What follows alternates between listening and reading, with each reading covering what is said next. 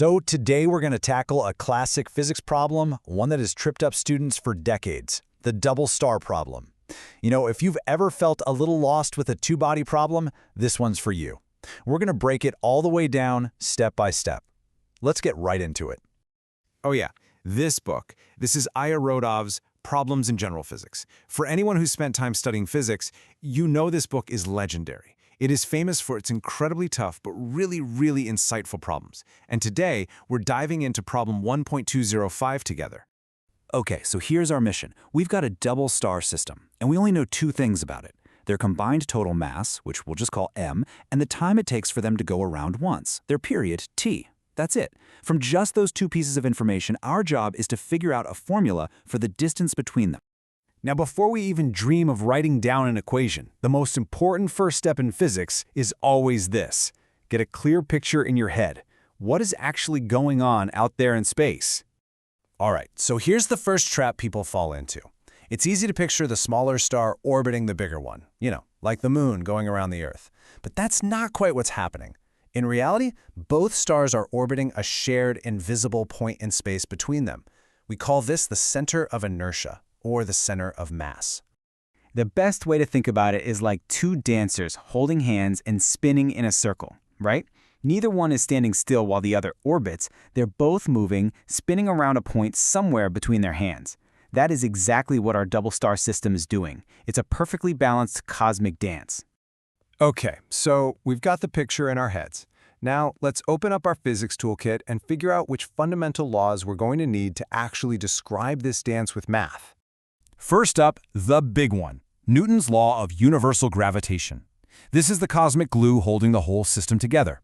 It's that invisible force that reaches across the distance r between the stars and constantly pulls them toward each other. Without gravity, they just fly apart. Our second tool is the idea of centripetal force.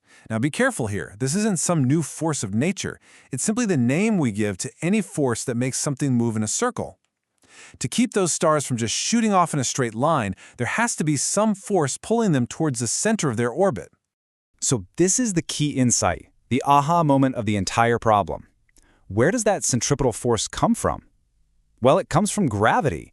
The gravitational pull between the stars is the very thing that's constantly yanking them into a circular path. They aren't two different forces we have to worry about. One provides the other. Setting them equal to each other is how we're going to solve this.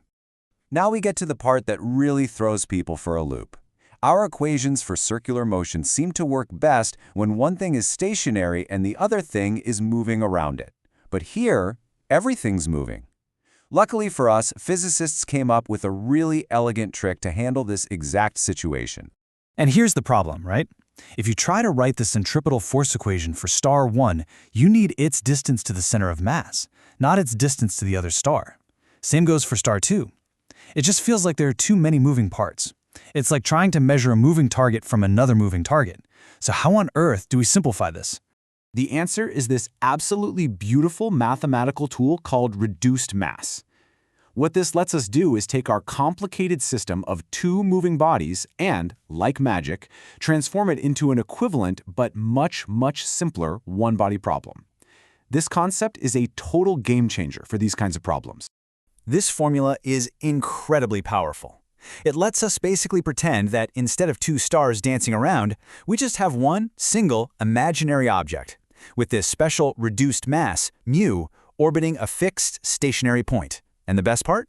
The distance for this new simple orbit is still r, the actual distance between the two real stars.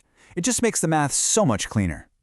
All right, we've got our mental picture, we have our physical laws, and we have our special shortcut. It's time to put all the pieces on the table and actually derive the final answer. Let's walk through the math. We're just going to follow a simple three-step plan. First, we'll set the real force of gravity equal to the centripetal force of our simplified reduced mass system. Second, we'll bring in the one thing we know, the period t, and finally, we'll just do a bit of algebra to solve for the distance r. Easy enough?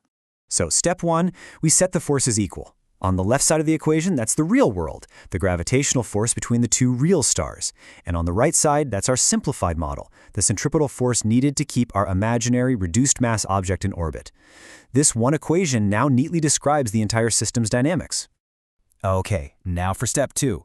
We're going to substitute the formulas for both reduced mass and angular speed into our main equation. And watch this, because here's where the magic happens. A term for the individual masses actually cancels out perfectly, leaving us with just the total mass m, exactly what the problem gave us. After we plug in for omega, we're left with this beautiful equation you see here, relating mass and period directly to the distance. And for our final step, we just do a little bit of algebraic rearranging to get r all by itself. And there you have it. That's our answer. The distance r is the cube root of that whole expression. We did it. We successfully found the distance using only the total mass, the period, and a couple of constants. But look, getting the formula is great, but that's not the real prize here. The most important thing you should take away from this is the powerful problem-solving strategy we used to get here.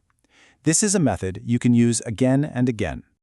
This right here is the master key. 1. Visualize what's going on. 2. Identify the forces at play. 3. If it's a two-body problem, simplify it with reduced mass. 4. Equate the forces to build your equation of motion. And 5. Solve for your unknown. This blueprint will work time and time again. And you know, this gets right to the heart of what makes physics so cool. As Irodov himself wrote in the preface to his book, getting an answer in this general, algebraic form is way more valuable than just plugging in numbers. Why? Because it shows you the deep, fundamental relationship between things like distance, mass, and time. So yeah, we've unlocked the double star problem, but this exact same way of thinking can be applied to a planet and its moon, or even an electron orbiting a nucleus, really any system of two bodies that are bound together by a central force. So the real question isn't about this one problem. It's, now that you have this key in your pocket, what other cosmic mysteries could you unlock?